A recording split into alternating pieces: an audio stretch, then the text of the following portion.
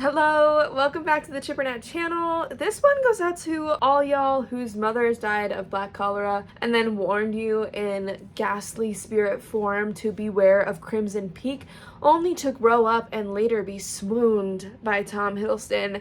That's right, we are reviewing the film Crimson Peak. Listen, this movie, short, quick summary of what I think of it, probably a 7 out of 10. We're in for a positive review today. I know sometimes I like to come in and just fucking rip these shows a new one. Today I'm just pumped to talk about a movie that I actually really like. Super quick before we do that, don't forget to like, comment, share, subscribe. All really helps the channel. Check out all these links and QRs, and there's probably stuff in the description too. I don't know exactly what I'm doing right now. Anyways, so this movie starts off with a banger. Edith's hello! Edith's mom dies. I'm gonna do that again. So this movie starts off with a banger and a half. Edith's mom dies. And I actually have to Google. I quit. I'm quitting YouTube, you guys. This is my last video. Thank you. Good night. So this movie starts with Edith's mom dying. I had to Google what black cholera is, and it's actually legitimately horrifying. Black cholera is a severe form of cholera that caused bluish black discoloration of the skin, severe diarrhea, vomiting, dehydration, cold, clammy skin, and muscle cramps. And I think it caused like ulcers at some point too and stuff like that. Very, very scary. After she dies, Edith's mom's ghost visits Edith at night, and it's legitimately bone-chilling.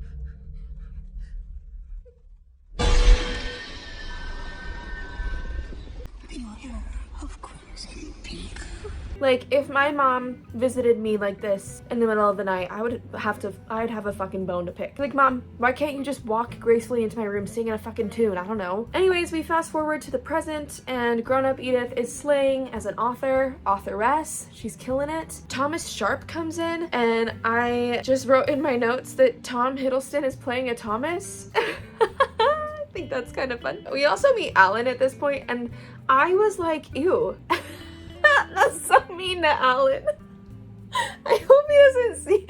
Imagine if he saw this and got upset. I was not into Alan at this point. I was just like, we just fucking met Tom Hiddleston. Like, what are you doing here? Alan is a doctor and like an old friend of Edith's, I think. And they have this conversation about eyes because I think he's an optometrist first, womanizer second. But they have this conversation about eyes and how not everyone can see color. My layers are not agreeing with this cute little pony that I got going on. I might ditch it. Yeah, whatever. So this plays in later because Edith is the only one that can see the little ghosties, so it's a fun little hint at what's to come. After this, we learn that Edith's is just a hard thing for me to say. Things that we're learning about Nat today. Edith's dad does not dig Thomas Sharp because he keeps going around the world asking for money and he never succeeds. Like he has this track record of getting loans and not like completing his dream, his goal. I don't think we know what that is yet. We do know that he's kind of a failure. Edith's dad is he's looking out for her. And what more could you ask for from your father? Then I just put Thomas's sister is weird. I immediately was like, I don't like the vibes that I'm getting from this woman. I think like one of the first times I met her, I was like,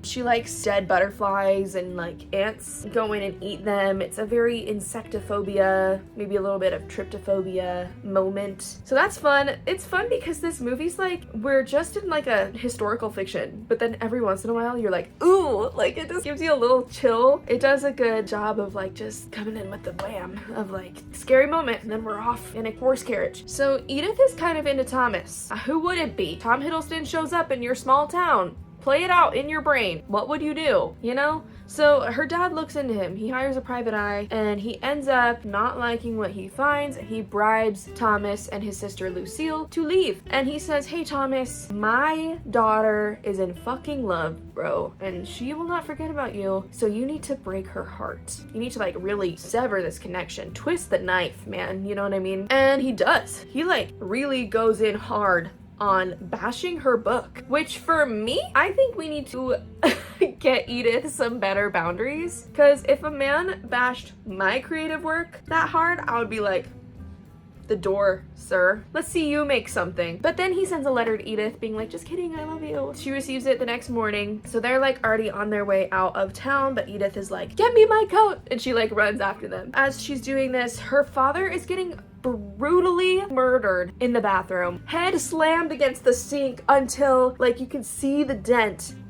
Murdered. It's kind of baller. It's kind of a sick scene. Again, just a little 1-2 punch of horror and body stuff, and then we're done. Alan is suspicious of this death, and y'all, he looks good at the funeral. I think it's just his hair. And I actually did look up pictures of the actor. I was like, I think the hair is just not jiving with me. Different hair is better, because at that funeral with the hat on, you couldn't see this part, and I was like, okay, Alan. I see you, Alan. And then Thomas proposes to Edith with a ring that we see is Lucille's. His sisters, his fucking weird sisters. I need y'all to really remember, like really commit it to memory hard. Lucille is Thomas's sister and she's weird, okay? Are you getting it? You'll understand soon. It's really important to me, just so that you're not blindsided. So Edith says yes, because it's Tom Hiddleston. She moves to Thomas's estate, which I have a comment about this later. But it's called Allerdale Hall, and it's sinking into the clay mine below. The road is red, the ground is red, everything is red because the clay is red. They are mining red clay. I wonder if Edith even knows what crimson means, like if she understands the definition of the word, because she is not bothered. If I were Edith, I would be immediately questioning anyone and everyone. Like if you walked into my bubble, my vicinity, if someone walked into this room right now, I'd be like, you know about Crimson Peak? Sit the fuck down and tell me if you've ever heard of Crimson Peak. Just as a precaution, you know, because my mom fucking, in a terrifying fashion, broke into my childhood bedroom to warn me about this shit. My mom! That should just be an introductory question. And yet, she doesn't even bring it up here. Everything is fucking red. And she's like, the house's floor is seeping into the ground and there's a hole in the ceiling where snow falls into the home. And she's like, love my life, just got married. Like, what? We try to maintain the house as best we can, but with the cold and the rain, it's impossible to stop the damp and erosion. And with the mines right below, well, the wood is rotting and the house is sinking. I think that's one of my main gripes with this movie is that Edith comes off as kind of dumb a couple times, which I know is like standard horror movie like protagonists, like they're gonna be stupid, but it is possible to avoid that. And if you've ever seen Prey or Hush, perfect examples of how you can make a character not stupid and still have a scary story. Edith is not the dumbest character I've ever seen, I'll give her that, but she's a little delulu. So then Lucille starts making Edith some tea, firethorn tea, and maybe this is just a symptom of the time, but I was like, girl, you didn't see that. Being prepared. The tea is suspicious and I didn't like it. So Thomas is working on Edith. He's persuading Edith to put her father's money towards this clay machine. I don't know what the machine is for. I don't think we ever really learned why he's building the machine, but like, slay, I guess. Like, go for it, bro. So after she gets to Allerdale Hall and Lucille starts giving her this tea and Thomas starts being like, give me your money, is when things start to kind of get a little suspicious for Edith. She starts waking up in the middle of the night and her husband's always gone. Again, get this girl some therapy, because after night one I'd be like, so where were you? But it happens multiple times in a row and there's not a conversation had about it. We do learn why later, why Thomas is always gone, but you should just bask in blissful ignorance at this moment in the fact that you don't know yet, and you don't have to. If you want to preserve your peace, you could just turn off this video, but we all know we're morbidly curious. So as she's waking up in the middle of the night each night, Edith starts seeing these ghosts in the house. There's one in the bathtub with just a fucking axe down the middle, literal middle of her head, like cleaver down the skull, Heather's style. There's one that walks around with a baby, little dead ghost baby. And there's one that crawls out of the fucking floor and drags itself toward Edith. So I don't know why that's necessary, but my body language did just close off. It does make me uncomfortable. I was like, that's not my favorite ghost in this house. This movie did make me squirm, and I'm not usually very receptive to like ghost and demon horror. It just doesn't scare me that much, but this movie did it really well. I was like, oh my god. Oh god. As Edith is running from these ghosties, she finds these wax phonograph cylinders. After this, she gets chased into the cellar where she finds a big chest that says Enola on it. The scene after we find the big fucking Enola chest, after 4 or 5 days of firethorn tea and being chased around by ghosts, is when Thomas is casually like, yeah, they call it Crimson Peak because it gets so red from the clay. And Edith is like, which is like, what the, like, no shit. I just think this part is so stupid and frustrating. Again, have you heard of Crimson Peak should be an entry question. Hey, my name's Edith. Hey, I'm Thomas. You ever heard of Crimson Peak? Yes, I have. I live there. Great. We're done. At this point, though, we have learned that it's Crimson Peak. We have learned that there are ghosts everywhere, and we are still not running! I wish there was a little bit of, like, a commentary, because I feel like in, like, Bridgerton and Pride and Prejudice and other period dramas, we get mentions of stuff like this. I understand why, for a woman in her position, running might not be very plausible, and asking questions of your husband, having conditions for marriage might not be plausible, and all these things, but they don't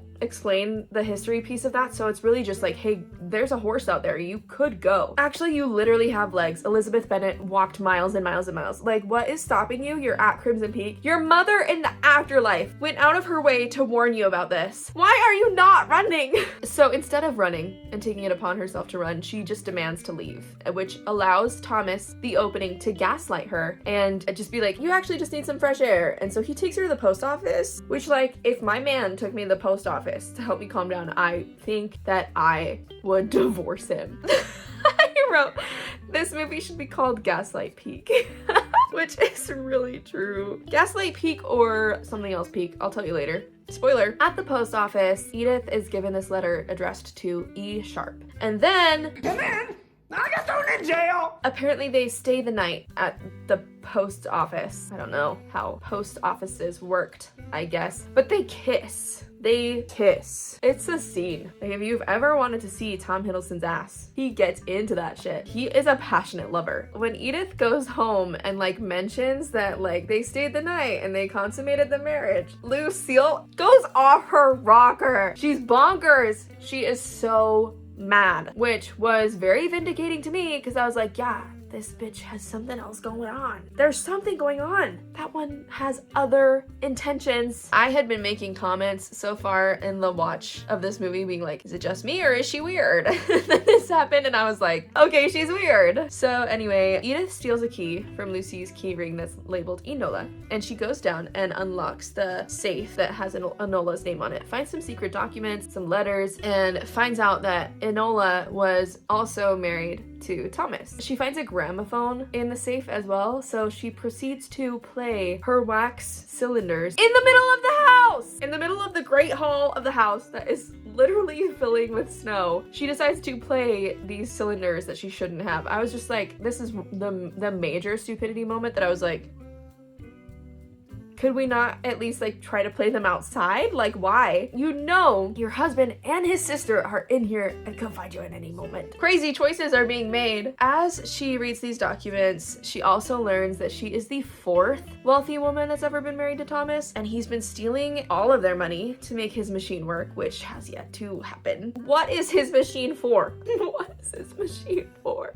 I still don't know. You don't know. You don't learn. Anyways, this is also when Edith realizes that Lucille has been poisoning her tea. I think with cyanide, little amounts of cyanide, because Enola had realized that she had started to go downhill and, like, had kind of put the pieces together. So Enola puts that in the little phonograph thingy, and then Edith hears it and she's like, oh shit. Moment of silence for what's about to happen. So Edith goes to confront Thomas. She sees dead baby girl on the way. Dead girl holding dead baby. She goes to find Thomas and she stumbles upon Lucille sucking on Thomas's neck with her hand in his pants. And I screamed. I screamed!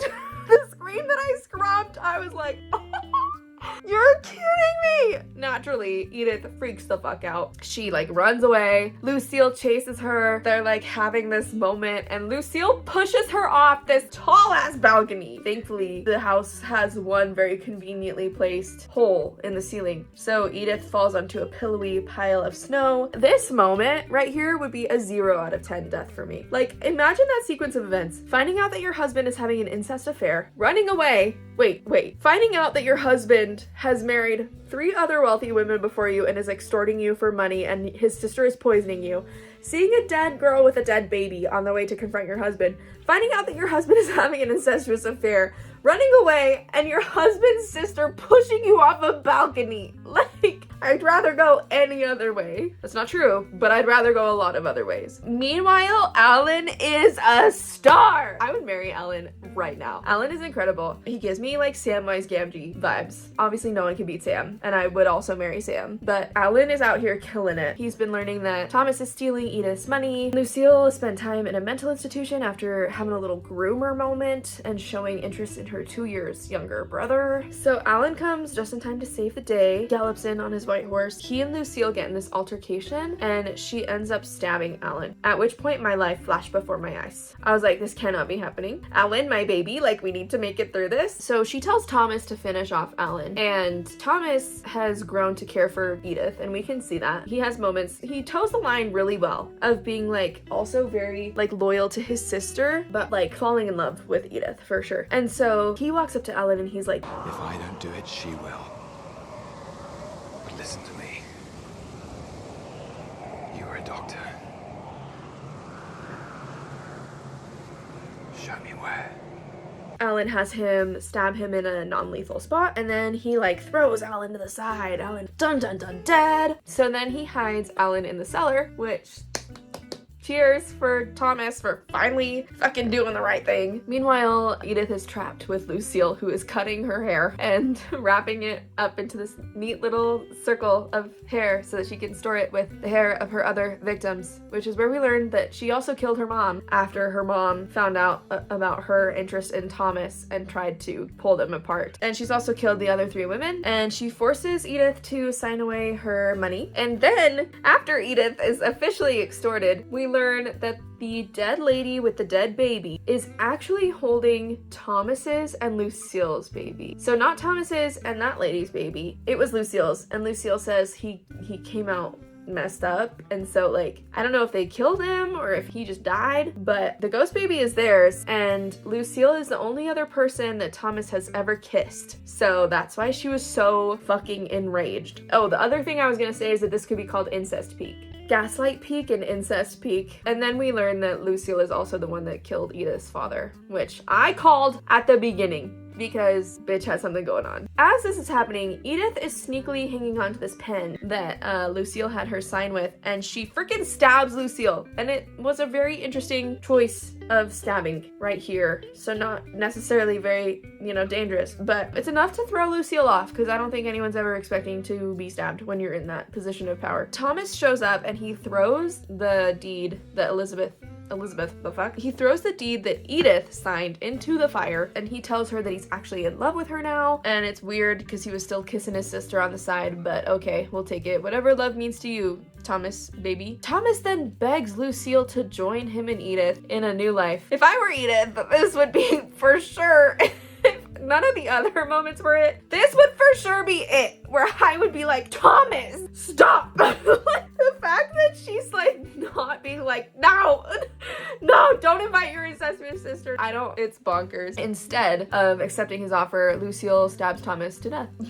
Fucking plot twist. So then Lucille, that unhinged bitch, grabs the fucking cleaver that she used to split her mom's head in 2 and starts chasing Edith. And this would be a negative 50 out of 10 death for me, all of these events. So this is when Lucille and Edith play a little spooky hide and seek out by Thomas's machine. I'm still unclear on what the machine does at this point. They're like chasing each other, and Edith grabs this shovel and she's like looking for Lucille, and Lucille is like ready to cleave her. The way I would be so scared. Anyways, Thomas shows up. He's kind of just like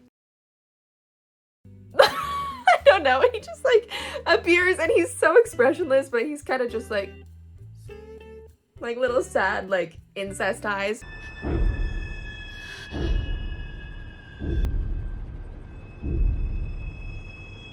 Seeing Thomas's ghost makes Lucille pause enough, like long enough that Edith is able to be like, bam, shovel to the head. And I thought this was like the beginning of a little bit of a showdown, but Lucille is a one bonk wonder. She got bonked and she was like, done. Like clocked.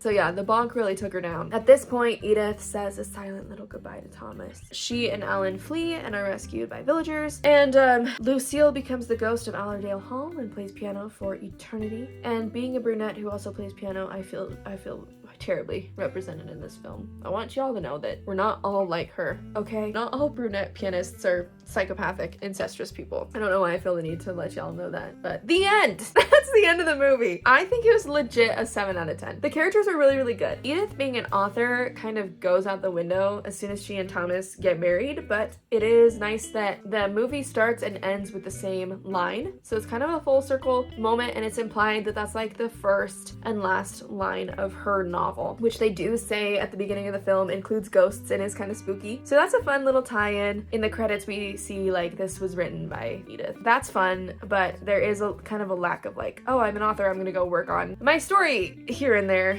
which as an author I could go 10 days without touching a story, especially if I was at fucking Crimson Peak. Dude, my god. The tension is really good the whole time throughout this movie. Whether it's Edith's dad being murdered or the audience knowing something is off about Thomas, seeing ghosts claw their way through hallways. There's a ghost elevator moment. Scariness. Or whether it's Edith fighting off Lucille at the end, it's all very engaging and suspenseful. There's not really one moment that's like, oh my god, this was the peak of the suspense and we never topped it again. I feel like it did really well with going like good up and downs, and we didn't really ever hit this like one massive suspense moment. If that makes sense. There were plenty that were like, oh my god, that was really scary and intense, but there wasn't really one that was like, that was it and we're never gonna get there again. The end though is honestly a little bit of a letdown with the whole one bonk ordeal, but the acting was great. I really believed the incest. I don't know if that's a pro or a con.